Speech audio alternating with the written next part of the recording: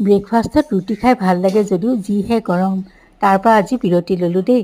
অকণমান ক'লা বৰা চাউল ৰাতিপুৱাতে তিয়াই থৈছিলোঁ, অকণমান ফুলি উঠাত টুকি থৈ এয়া বহাই দিছোঁ, লগতে অকণ বাটাৰ দি দিছোঁ। বাটাৰত ভাজি লোৱা নাই, মই এনেকৈয়ে কেতিয়াবা দি দিওঁ, ইজি কৰি। আৰু এইফালে লৈছোঁ গাখীৰ অলপ গৰমাই। যোনে বাটাৰ দি খাই খাব, যোনে গাখীৰ দি খাই খাব, একেবাৰে ঠিক ঠাক কৰি লৈছোঁ।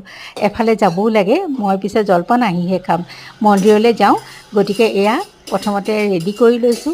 বোলো এওঁকে দি লওঁ, দেওৰটোক সুধিলোঁ, সিও কাম কৰি আছে, অকণ দেৰিকৈহে খাব। মই বোলো আহা তোমাকে দি লওঁ, আৰু সেয়া কৈছোঁ, যোৱা দৰৱটো খাই আহা। সেইখিনিতে বহি পেপাৰ পঢ়ি আছে, আৰু এওঁক দৰৱ খাবলৈ দিলোঁ, দি পেলাই মই বাকীখিনি ৰেডি কৰিছোঁ।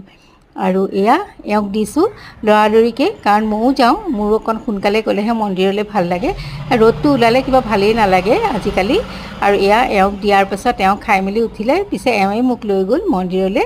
আহি পেলাই এয়া গা পা ধুলোঁ, আকৌ ইমান গৰম, আৰু তাৰপিছত জলপানকণ বোলো খাই লওঁ ৰ'ব, আপোনালোকৰ লগতো অকণমান আপোনালোককো দেখাই দিওঁ।